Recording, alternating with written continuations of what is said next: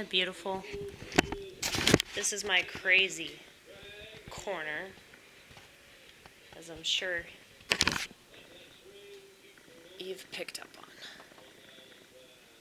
It's a good thing. I'm really lucky. The reason why I have to do this is because just to watch him die. Exactly. I'm kidding. I've never killed anybody. But I had the option. Had the option to get my dumbass pregnant, and then I could kill a little teeny tiny body that I could swear up and down isn't human because I'm a woman. I could do whatever I want. This is why women shouldn't be in politics. It's because of shit like that.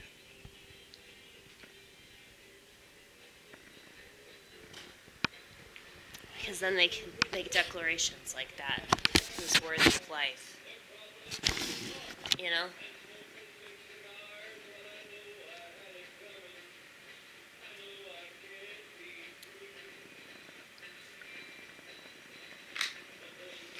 But, anyway. I have to repeatedly hit that lamp over and over again because back when I had 2 cats, Arlo, who is now deceased, God rest in peace. God rest in peace. He's with God. He's with God. I don't care what anybody says. All cats go to heaven. Okay? So he's with God right now. And anyway, he was an ornery cat, though. Very, very ornery. Obviously, that's why he's dead. Because he just ate a bunch of crap that he shouldn't have eaten. But, yeah, so when the Christmas tree was up, he and Paisley both knocked the Christmas tree down, and it knocked over that lamp and broke it. And so, I love that lamp, though. That lamp is so old. It's from, like, the first place that I called, like, my own apartment. So that was when I was, like, 24. I was living with these people that I don't really talk to anymore, but every once in a while. But, that was the lamp that belonged to the landlord. And I just ended up with it. This also belonged to my former roommate, Erica. That TV VHS player, it only plays VHS tapes. I watched The Land Before Time the other night. That movie is all about racism. It's all about these dinosaurs that, like, embark. They're dinosaurs, right? They embark on this new land, but they have to do it together. It's literally like the opposite of America. Like, if you look at everything from a political lens, which I know doesn't sound fun, but it actually is fun if you're not either a conservative or a liberal and doing it for, you know, marketing purposes. But, you know, if you're just doing it, like, from, like, a cultural critic perspective, it's more fun. But yeah, so it's about all these dinosaurs that are very different, and they all travel together to embark upon a new land. And, I mean, it's really obviously about racism because, like, the older dinosaurs are against their kids playing with the kids of the other dinosaurs. And it's just so obviously about America. It's like, no, this is what should have happened in America. Everybody should have came together and gotten along really, really well, as if that's even remotely possible. Everybody's competing. Son of the devil.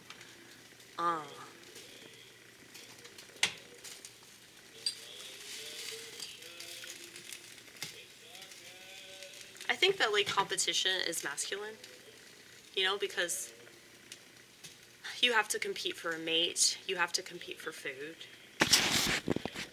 but it's like the fact that you turn everything into that. Like, if you turn mass consumption into competition, like, that's like, that almost goes against our nature as human beings to, like, just consume, but not, like, go after what we want, you know? And I think that's why, like, people like me are way happier, because we're on the fringe or whatever. It's like, people, they just have a general, like, misconception of mental illness. They call it illness just because they don't understand it, you know? That's really all it boils down to. They don't get it.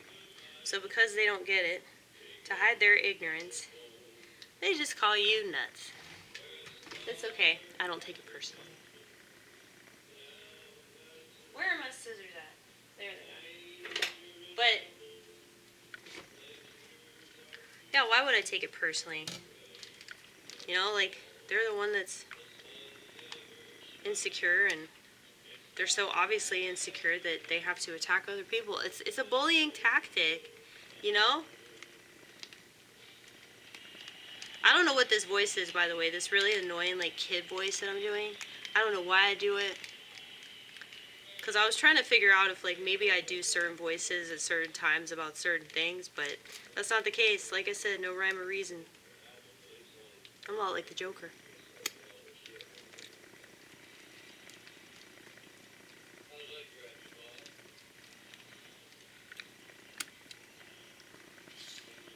Do you like this sweatshirt? I got it at a psych ward. Can you believe that? Can you believe I went to a psych ward?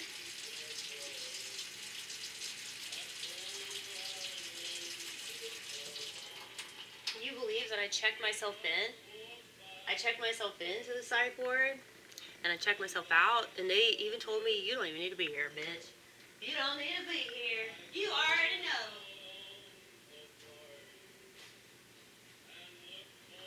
You already know what's going down. You know what's going down. You know what's going up. You know what's going sideways. It's true. I think they were just ashamed because I knew more than they did.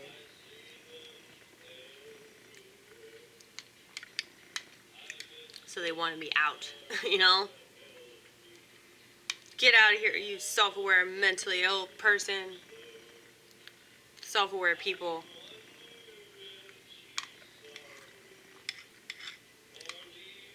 Are kind of a threat, you know? We're a threat because we could tell the masses that all they have to do is pay attention to their experience. And they too could actually be happy in a way that is not going to program them to self-destruct. So,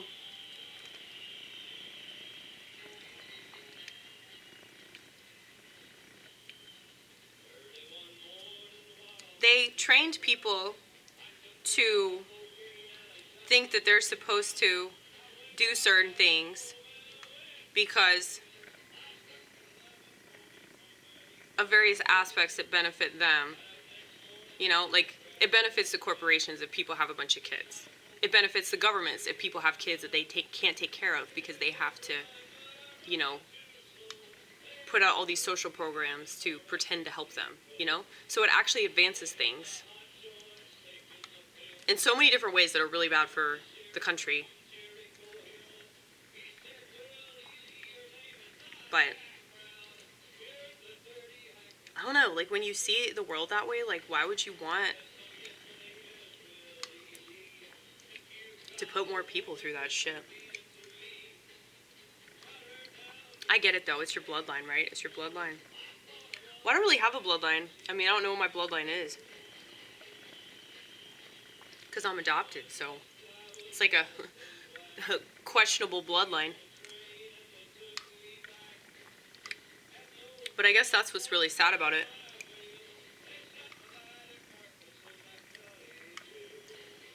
I mean, I don't get it like the whole ancestors, maybe like I've always felt this way about it because I always felt like an outsider, so I never really knew like where I came from. And I could easily say I'm an alien. Like a lot of people say they feel like an alien, but you know, if you know who your parents are, well, at least you have that, you know?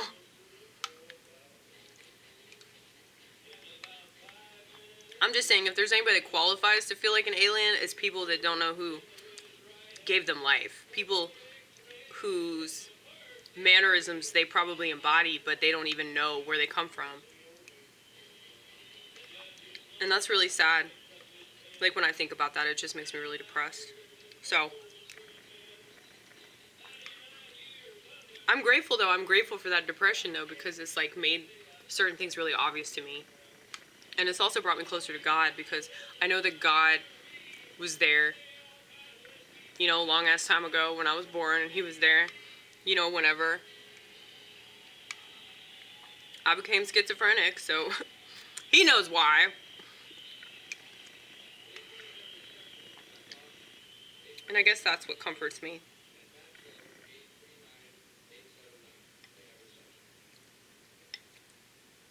But yeah, it's like, if you're not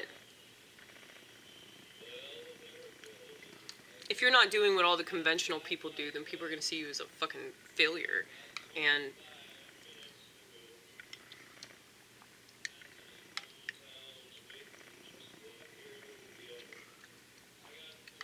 I don't know, I think that's kind of messed up. But I also think that those unconventional people are jealous.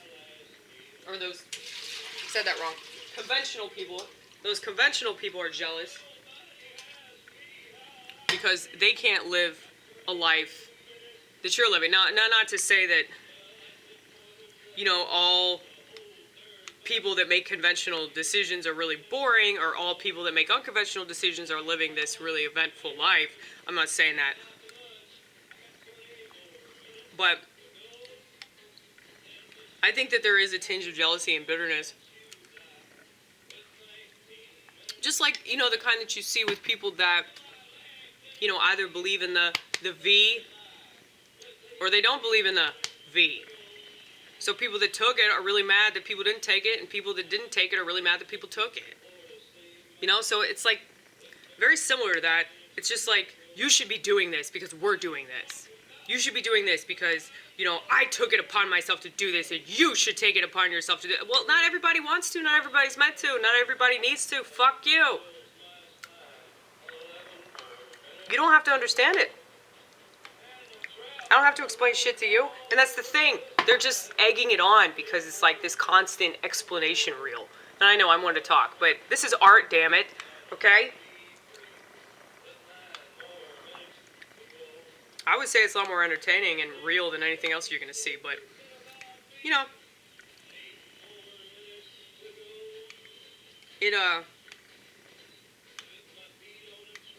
it definitely, like, showcases, an element of life that I think a lot of people are not aware of. Like the internalized mind.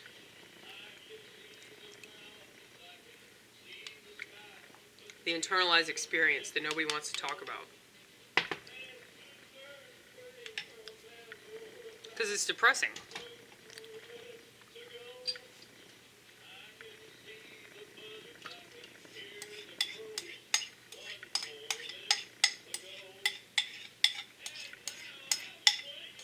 I mean, that's the thing. Like, people can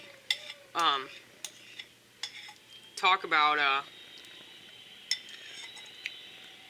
schizophrenia. You know, I see people saying that because they're more like mentally schizophrenic than emotionally schizophrenic.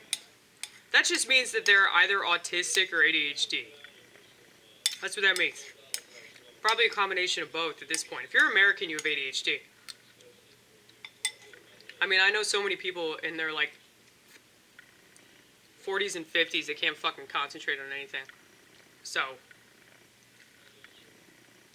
at this point, I say, everyone's trans, everyone's autistic, everyone's depressed, everybody's anxious.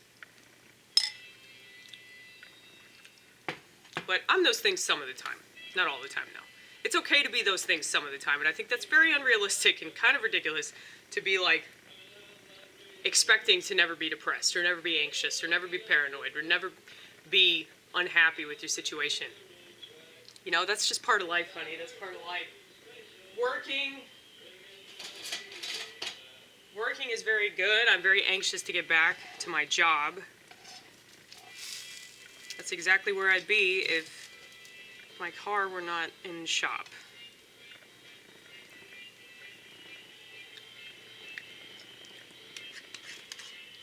Not that we'd be doing any business anyway, but at least I'd be getting paid for not doing anything, you know? I mean, so many people do. I mean, that's what DoorDash is.